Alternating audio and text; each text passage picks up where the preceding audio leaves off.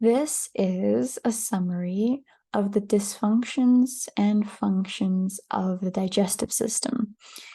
And this is considered a basic overview, something that you can always go back to refresh your mind on why we recommend what we recommend in the Health Foundation program when it comes to making sure you're chewing your food, being present with your food, and not being in a stressed state when you're eating. So let us begin. There we go. So, overview of your digestive system. At the most basic level, your digestive system is a tube.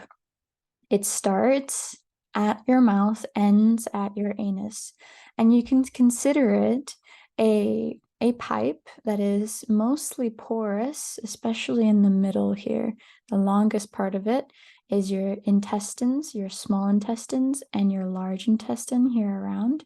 Those are the longest parts of the tube, and the most porous part of the tube is your small intestine. And that is where you will absorb most of the nutrients that you get from your food. And nowhere else is the digestive system porous. And it's not really meant to be porous anywhere else except in your small intestine. So let's start at the beginning. So what happens when we eat?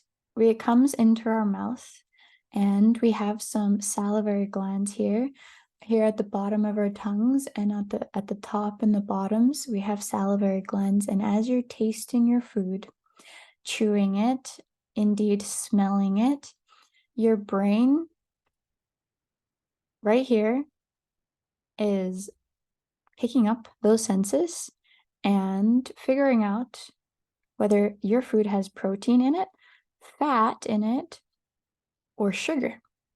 And just from those few minutes in your mouth, ideally when you're chewing, your brain is figuring all that out. It can also do it from smell as well, partially.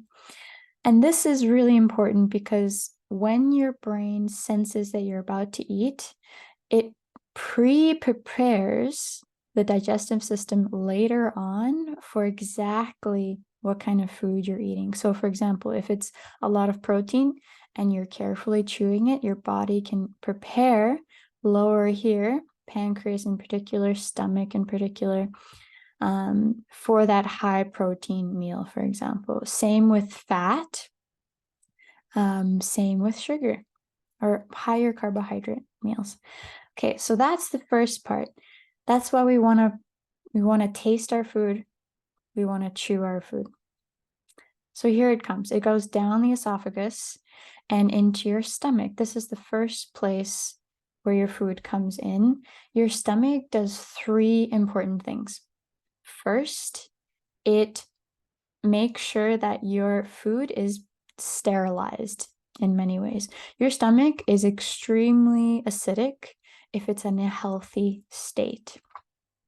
And this acidity does three things for you. It sterilizes your food, so you're not getting invasive pathogenic bacteria invading your system, especially considering what I said before. Down here is very porous. You don't want anything bad to be able to escape through that porous pipe. And what else does a highly acidic stomach do? Then it also makes protein digestion possible. The majority of your protein digestion happens in your stomach. And if your stomach is not acidic enough, then you'll poorly digest your protein. And I'll get into later why that's a bad idea. And then the last one here is when you have an acidic stomach, it does the third most important thing is that it decouples important nutrients from nutrient complexes or food complexes. So you can imagine webs of small foods or molecules of small foods. And under highly acidic conditions, it can remove, decouple important things from those food complexes. For example, very important, zinc, calcium, iron, the minerals are especially removed here when you're in an acidic environment. So those are 3 reasons why you really want your stomach to be highly acidic. And just a fact is that this is the acidic part of your digestion system. So now let's move on a little bit here. So now your stomach, it kind of massages your food too. Doesn't like really move too much, but it does kind of churn your food as well. So your stomach will release lots of pepsin, which is a protein digestion enzyme there, and gastrin as well. But in general, when your food is there, it will spend some time just churning it and like turning it over and secreting protein enzymes into your food that you consumed, so that it gets well mixed in. And ideally, what you have done is chewed your food really well up here before it entered here, so that when it's churning your food, all those protein digestion enzymes and hydrochloric acid in general can really mesh well with your food and blend really well.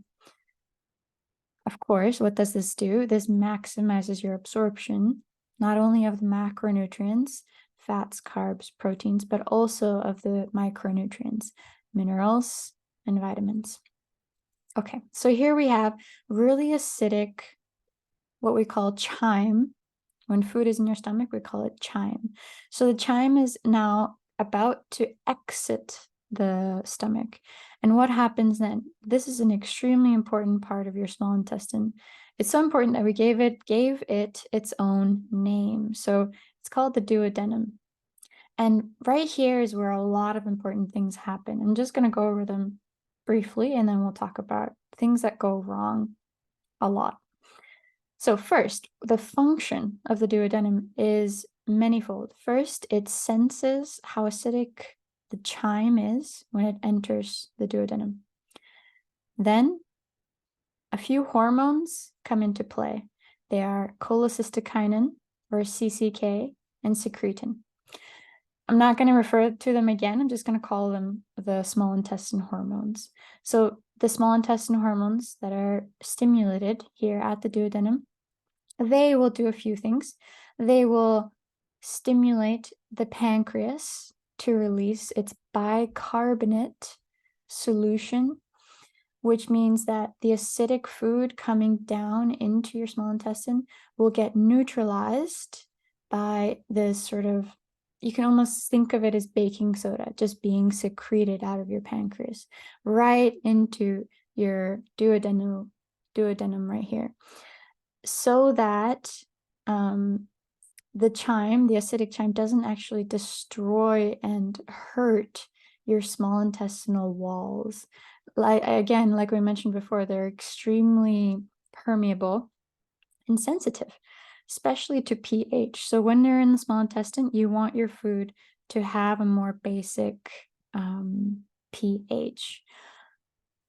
And that's, again, all happening at the duodenum. These hormones are telling the pancreas, okay, make this more basic. They give out their baking soda, basically. And the other thing that the hormones do at this point is that they tell the pancreas as well to release all of its enzymes. And these are almost all of the enzymes that you've heard of. This is fat digestion enzymes, this is carb digestion enzymes, and I think there might be some protein as well, but mostly it's everything else that you've heard of. And all of those enzymes get secreted by the pancreas into the small intestine as well. Now, backing up a little bit as well, those hormones that I talked about, that the duodenum stimulated, it also does another huge job. It is stimulating the gallbladder to contract, as well as helping the contents of the gallbladder, your bile, to move from the gallbladder down into your small intestine here. And what does bile do?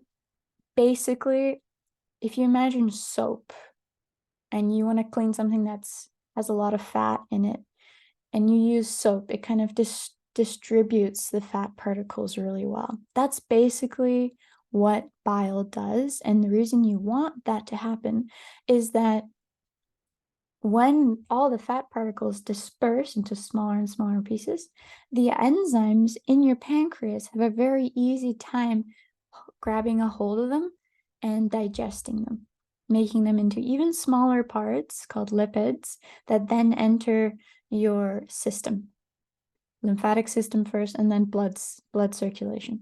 So that's just a short why bile is important. But I just want to reiterate that the whole contraction of the bile itself won't happen unless these hormones that I talked about here in the duodenum are stimulated. So now just to finish the basic function of what happens to your food. So now what happens is that your food has become more neutralized, and now all the enzymes can take a hold of the small pieces of food that are now in the duodenum. They can digest the rest of everything. They can digest the sugars, they can digest the fats, and under good conditions, most of the food, that's the stuff we call calories, that gets absorbed from those enzymes breaking down the rest of your food, and you absorb all of the calories that you can. Most of them are absorbed in the small intestine, and that happens, this is all the small intestine that's happening all along here, and that's wonderful and good. Some of it, if it's a fat, it first goes into most of the fats, long chain fatty acids, for example. They get absorbed straight into your lymphatic system first, and then they go into blood circulation. They have to go through a bit of a process before they enter your blood. However, other things like short chain fatty acids, like if you take MCT, for example, that's small enough so that it can be absorbed pretty much directly in your small intestine and go straight into your system. From there, we have the sugars, very easy for your small intestine to absorb. And the rest, what happens about at this point, where it's about to enter the colon, is that everything has mostly been absorbed, except the undigestible carbohydrates and most of the water. So most of the water is absorbed somewhere along here in your colon. And the undigestible carbohydrates are, of course, what we talk about as fiber, the things that you can't break down and eat by yourself, but rather you want to have occasionally so that the bacteria that live, the beneficial bacteria that live in your large intestines, can digest those for you and produce many, many beneficial compounds, including enzymes, vitamins, even vitamin K2, for example, can be produced by a few gut bugs here if they're fed the right fiber, for example. So that's all. And then, of course, if everything goes well, you have a banana-shaped, mostly firm bowel movement here, and done. Your food has exited your system. Now, that is the functional digestive system. When everything's going well, awesome. Now, the important part of this video is also to show you all the things that go wrong when, what can go wrong. And there's multiple things that can go wrong and why and how it damages your system. So let's start at the very top, for example. So let's start with something that's super common, stress. Stress is something that stimulates the sympathetic nervous system. Sympathetic nervous system is all about fight or flight, meeting the stressor in your life so that you can survive the next hour, the next minute, something. And many of us are stressed not because a tiger is chasing us, but because we have unreasonable expectations, we have emotional stress, we have work stress, etc. So whatever it is, that basically turns the off switch for all of this system. All of the system from the beginning to end literally can't run if the sympathetic state is on. So if you imagine if you're a chronically stressed person, your stomach doesn't churn as well, doesn't release as many protein digestion enzymes. The hormones here have an even harder time being produced, so that that neutral secretion gets secreted, those enzymes get secreted. The gallbladder literally can't be squeezed or contracted. It will just, when you're under stress, when you're in sympathetic state, the gallbladder literally freezes up and it won't move. So that's why it's extremely, extremely important that, and you'll often see people, when the gallbladder and the bile doesn't move for a long period of time, they get static and they harden. And then, of course, you've heard of gallbladder stones and that sort of thing. A big reason is not only that gallbladder stones form is not only dietary, but also just functional. If the gallbladder is literally unable, due to stress, just to move and recycle its contents, it will solidify and stay stuck. Can you imagine just, when you're, for example, if you use any kind of maple syrup, when you pour it out, there's always some maple syrup that gets stuck on the lid or the pouring opening surface. And if you just leave it there, after a few weeks, it will harden. And the same idea is with the bile inside the gallbladder. If you just leave it, it will harden on its own. It needs flow to keep liquid, just like the inside of the maple syrup bottle is always liquid. It's because it is able to move around and that sort of thing. Now, that's a huge tangent. It's just extremely common for people to have gallbladder surgeries. And a big part of the reason is simply that they're most likely just eating in a very stressed state. So moving on. Another thing that can go wrong here is that, and this is kind of the most important thing that I see day to day, is that when you're stressed as well, some people as well will just have like sudden, almost evacuations in terms of when they need to go to the bathroom. Just all of a sudden they really need to go. And this can also be a state of, this can also be a result of you being in a stress state for most of the time, and then suddenly you found a time to relax. And what happened? Like, you suddenly had to go poop. Like everything, the whole system turned on again. And like, they were like, okay, time to get ready, time to get everything out. We're backed up for a while and all of that.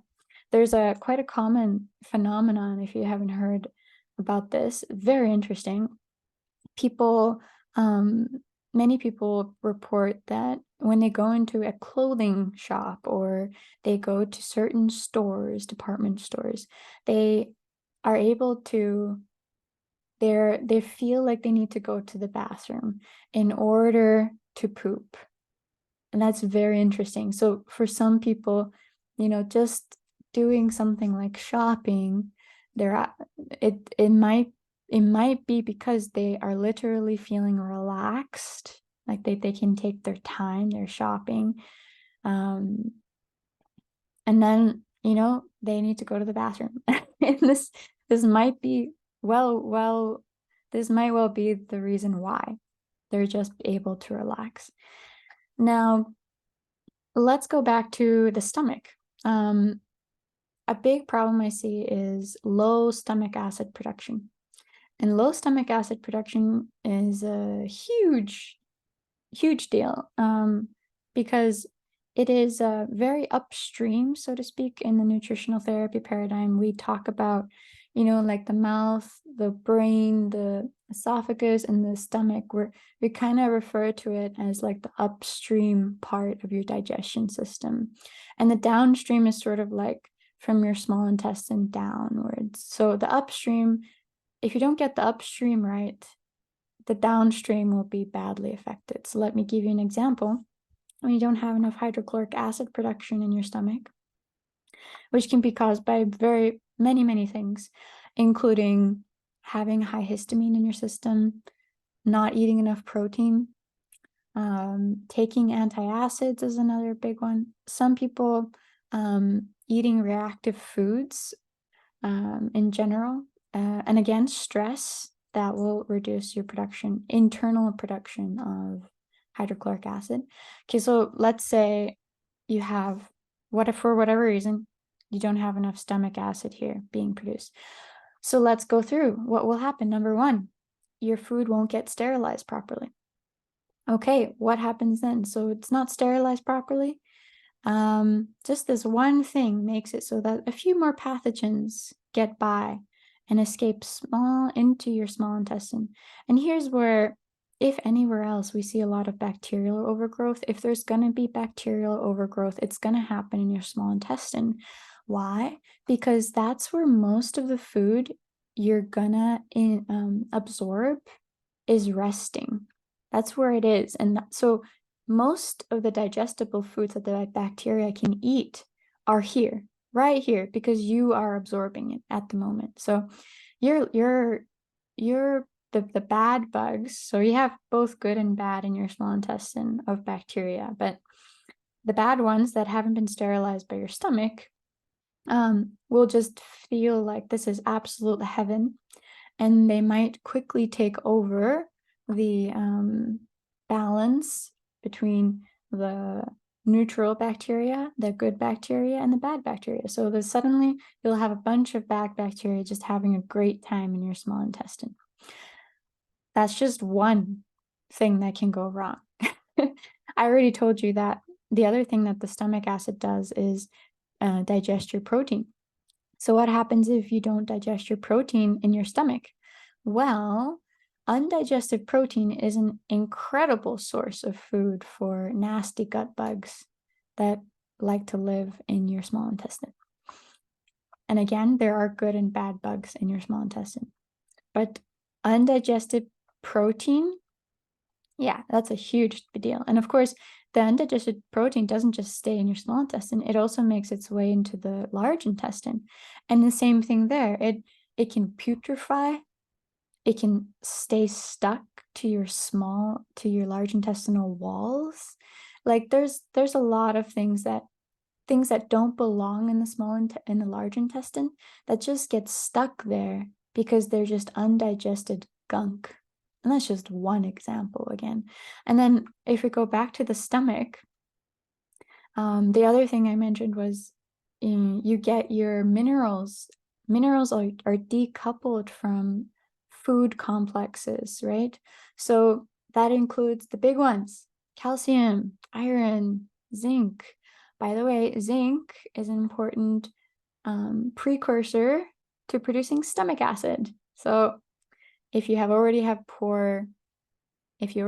low HCl, then when you eat food that are high in zinc, it's not going to do you any good, because your ability to decouple the zinc that you're eating in the food from the food webs that it's in is not going to be strong enough. So that's why it's so important, no matter what, to start. You can't just give a person more zinc if they're zinc deficient. You have to give them something acidic, something that's very similar to stomach acid, or just stomach HCl right away, or stomach acid equivalent right away, so that whatever they eat, they start absorbing the zinc again, because they're able to liberate the minerals like zinc and calcium and iron from those food webs. Okay, so that's another big deal of why we want to have your HCl strong and healthy. Minerals are incredibly important to all parts of our life, from our brain to our immune system, to our musculoskeletal system. It's just, it's for everything. And so not having a strong stomach acid is huge detriment to anybody with mineral deficiencies. And I often see many people that are mineral deficient dealing with osteoporosis or the opposite, too much calcium in the wrong place. They often have digestion problems, and in fact, they've often been prescribed antacids as well. So, which, if you don't know already, it's in the name, antacid. It lowers the stomach acid. And just as a side note for you in the future, the heartburn effect happens when a sphincter that is right here, it's like a tightening muscle. It tightens so that this top part of the stomach closes properly, so that when all the food has entered your stomach and all that great acidic juice is churning around, that it doesn't escape into your esophagus. So this muscle here is called a sphincter. So it will tighten only when there's enough acidity in the stomach. So people that have heartburn have a feeling of burning in the esophagus because their stomach is already not acidic enough, and therefore the sphincter here doesn't contract and close. So the problem with people with heartburn is not too much stomach acid. It is too low stomach acid. So there you go. That's a little side note on antacid use. Now, something else that goes wrong as well is that, so we've talked about bacterial overgrowth from undigested food particles. The other big one is that I really want to touch on today is that all of this is almost useless here and very inefficient if you don't chew your food. So can you imagine, a bunch of enzymes trying to attack an undigested piece of meat? Like you swallowed it whole, for example, you didn't chew it at all. And then the only thing your digestion system can do is just throw a bunch of enzymes at it, which might digest some of the protein on the outside of the meat, but of course not the middle. And so if you don't chew your food, that's an extreme example of not chewing your food. And that doesn't happen too much, but only chewing 3 times, 5 times, 10 times, you kind of have the same effect, but to a less degree. The less you chew, the less surface area you're going to give your system, including all those good enzymes and all that stomach acid, to work with. And this is why I want you to chew your food. It not only will save you money because you actually start absorbing close to all 100% of what you're eating and not wasting anything, but it also saves you a lot of cleanup later, because remember what I told you about undigested food. The things that don't get absorbed can coalesce and clog up your real estate here in the large intestine and small intestine. And people that have sort of go to these procedures where they stick a tube up your rectum, so up here, and they basically send a bunch of water up your small intestine and a little bit here. They do that to help these people clear out some of that dark gunk that has just accumulated over a long time.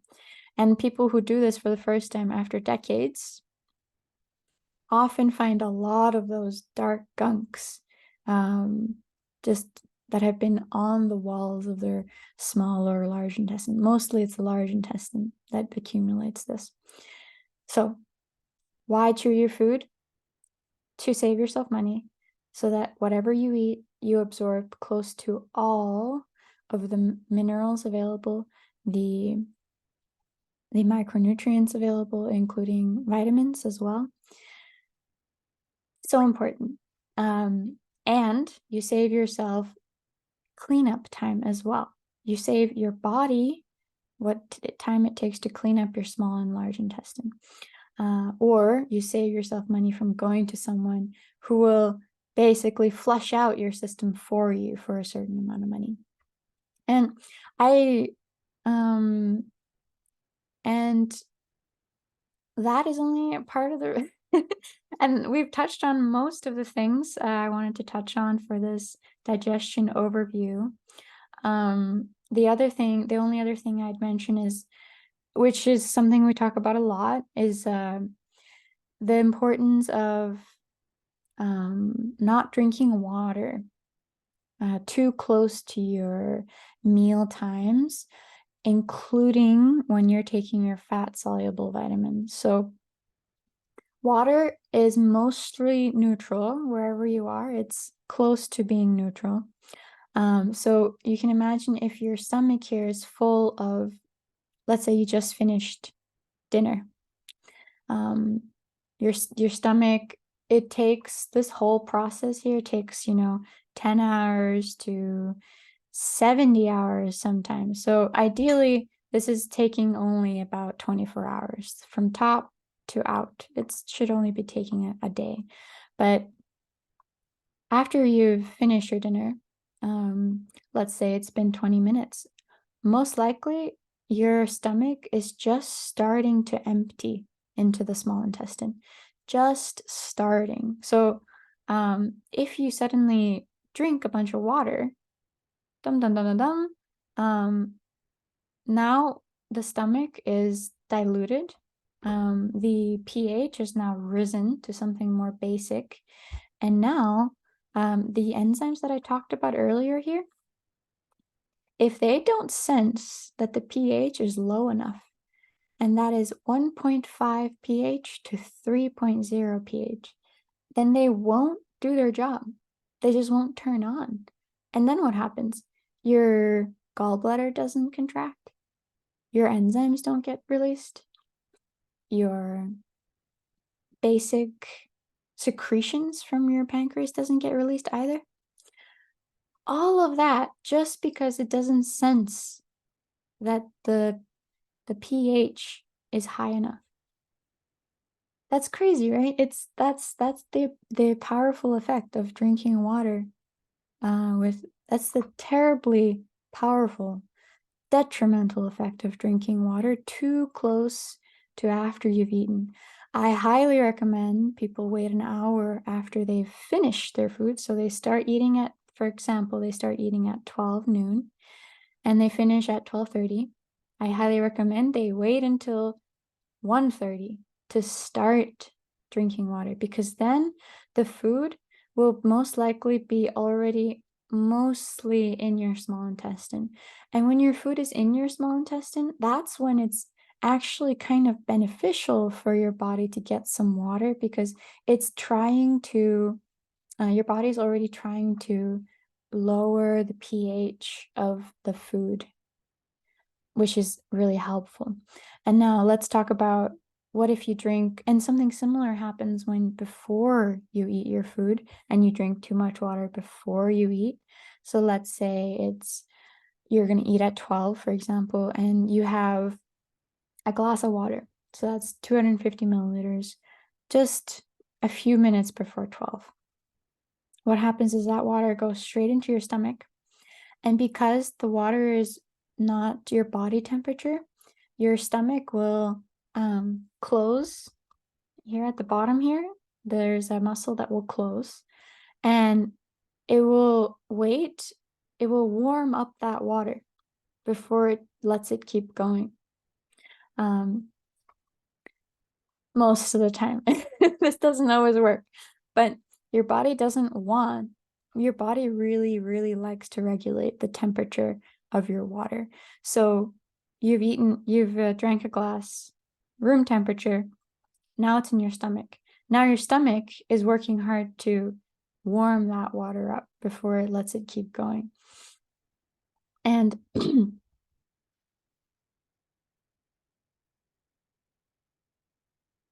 and that stimulatory effect, so for example, there's always a stimulatory effect of you thinking about, oh, I'm about to eat soon.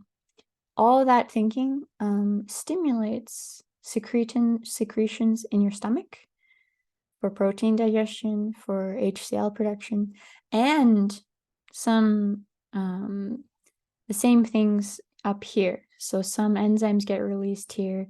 You start to salivate a little more.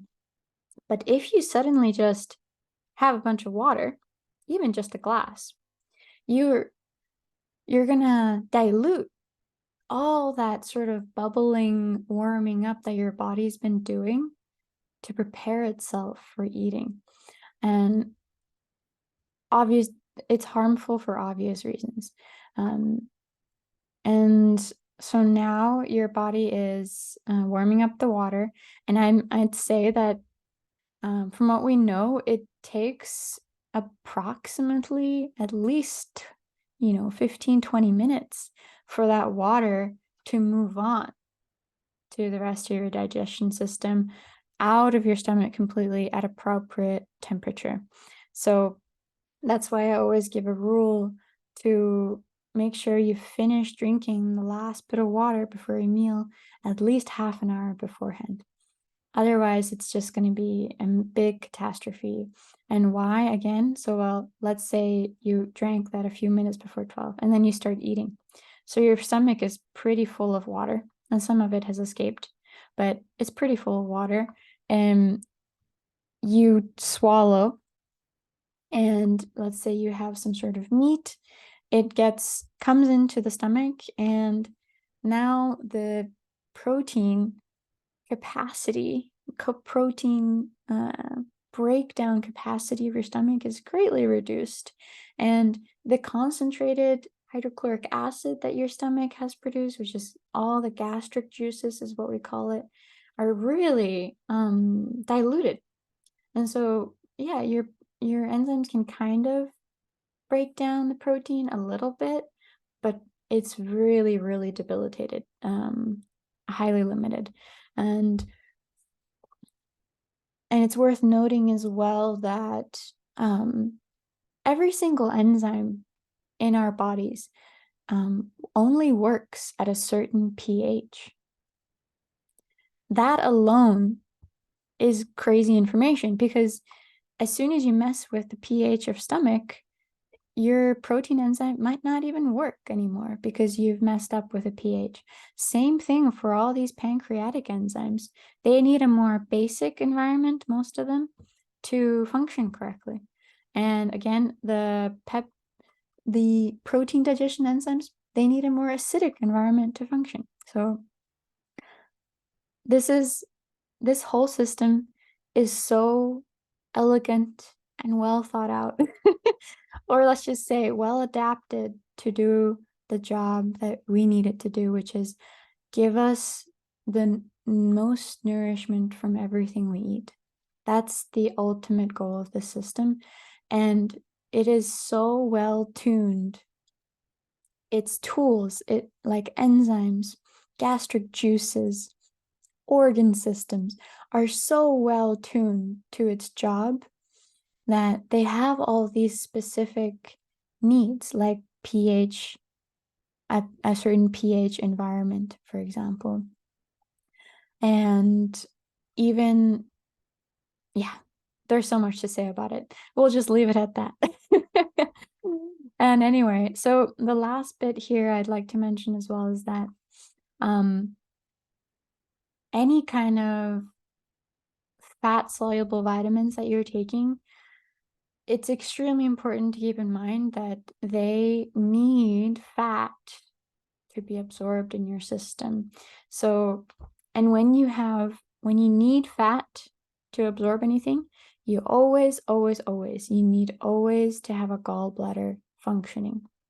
And you need that bile to be functioning too. Otherwise, you'll just get globs of fat that just don't really do anything for you and you can't absorb it.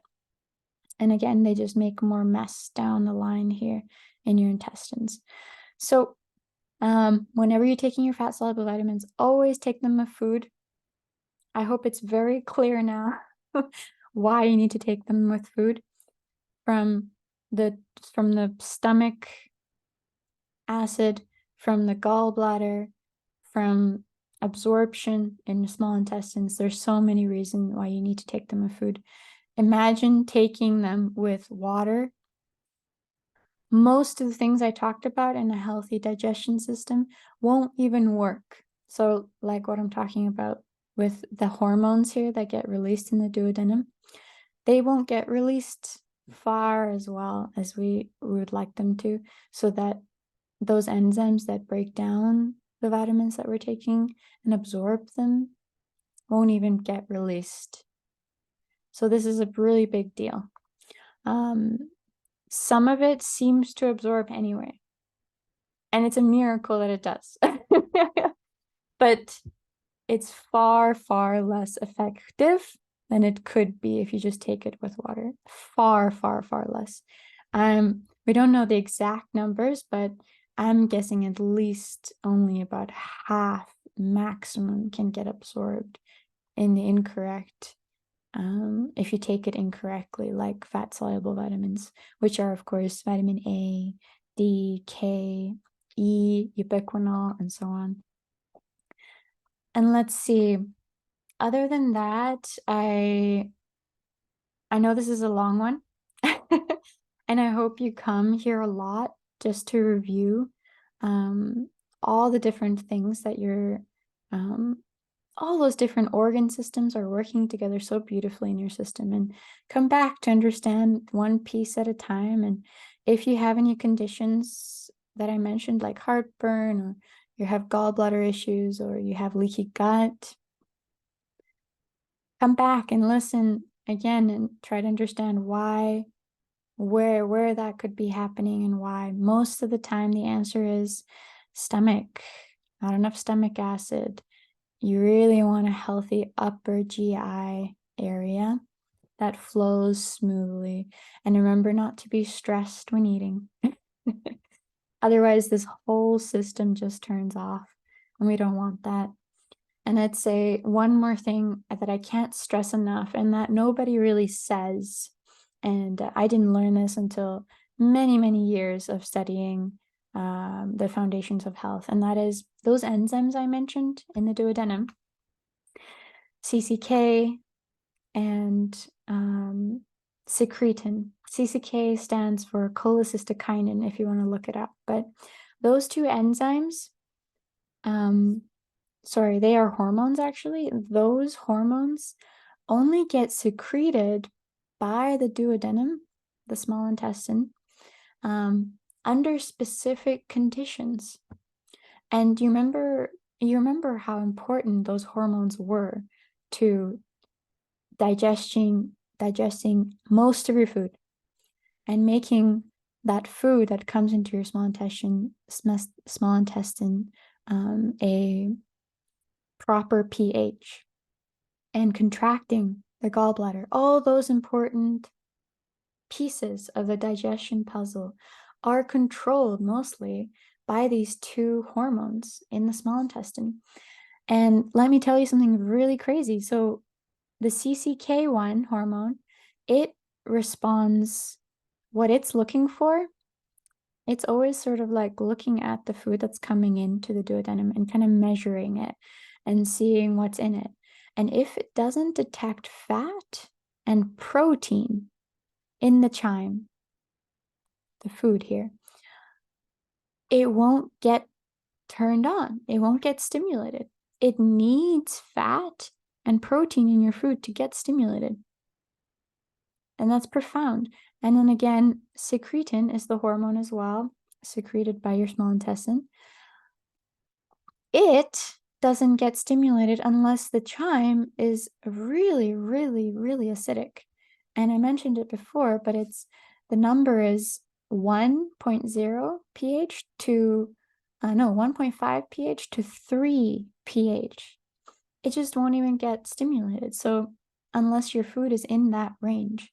So I want to repeat all of this because without these two hormones, most of the digestion enzymes and the digestion process that happens below your stomach line here just is absolutely becomes incredibly dysfunctional.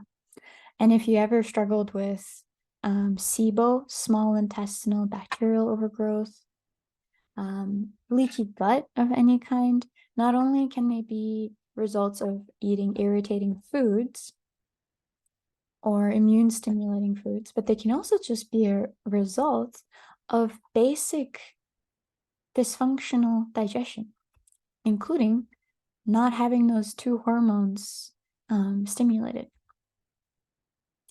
And now I know I've said this is the third time I've said this, but that should be all for this introduction to the digestive system. Again, remember the importance.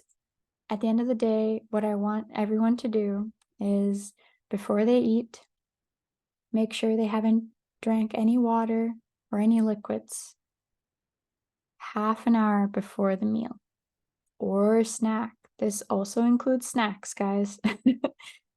Number one. Number two, a few minutes before you eat, take 3 deep breaths. Make sure they're belly breaths. Make sure you make a huge belly with it, and then make sure the exhale is longer than the inhale. So 3 seconds in, 5, 6, 7 seconds out. And try to relax your body when you're exhaling. Take at least three of those breaths. Why do we want this? Because it is almost the surest way to get you into a rest and digest mode. And that's where you have relaxation. That's where you have your gallbladder opening, your digestion working. The whole system turns on. Okay, and now when you're eating, best practice is just to smell your food, to experience your food, taste it, use your tongue to feel the textures of different foods. All of this is important for your brain because your brain is trying to send signals down to your stomach and the rest of your digestion system to sort of pre-game them to what's coming. And the more prepared your digestion is for what's coming, the better you're going to absorb your food. What else can you do? So now you're eating. Every bite you take as best you can. Chew. The best practice is 40 chews, 30 chews per bite. The other way to tell if your food is chewed enough is whether or not the food in your mouth has a smoothie-like consistency. So yeah, I think most people know what that feels like. It's very, very well digested. Take extra care with protein and meat. They deserve to be really well chewed because they only have the stomach really to digest most of the protein. Let's see. And now you finished eating, or while you're eating as well, just keep in mind that how you eat matters too. Like, are you pacing around? Are you thinking about stuff you're worried about for work? Are you able to find a space where you can have a little decompression time, whether it is eating in your car or if it's eating in a lunchroom or in a nice seat that you like? Usually eating around a table and sitting down is good, or if you want on the floor. But the sitting is particularly relaxing to the body because it slows your heart rate down too. But again, think about what you're thinking of too. A lot of the stress comes straight out of our minds and our thoughts. So are you thinking about things at work? etc., any kind of emotionally thought-based stress, the best way to get out of that just really quickly is to focus on the senses of your body.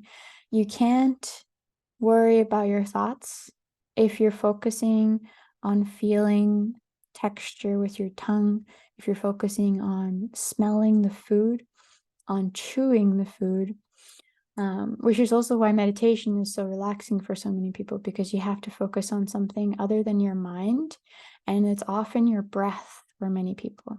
So when you focus on any physical sensation of your body, it's a really, really good way to relax and get out of your head.